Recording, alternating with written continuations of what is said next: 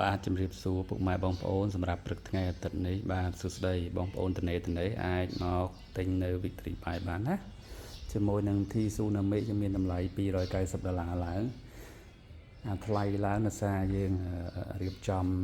គ្រឿងឡើងបន្ថែមអញ្ចឹងណាបងប្អូនណាហើយចំពោះ T Tsunami នៅហាងយើងខ្ញុំធានាថាតួអាលុយស៊ីន 100% ណាបងប្អូនចេញពីក្រុមហ៊ុន T Tsunami ផ្ទាល់ហ្មងណាបងប្អូនណាបាទស្អាតណាបងប្អូនណាបងប្អូនត្រូវការការ៉េ Liberty Colossy Louis អីគឺយើងមានគ្រប់ទាំងអស់ណាបងប្អូនណាហើយ T Tsunami Pink យើងនៅតែមានក្នុង stock រហូតសម្រាប់ពុកម៉ែបងប្អូនណាពណ៌លឿងក៏មានពណ៌ស្វាយខ្មៅ Adenly ស Adenly អីក៏មានដែរបងប្អូនណាបាទ SNM 300ក៏យើងមានដែរ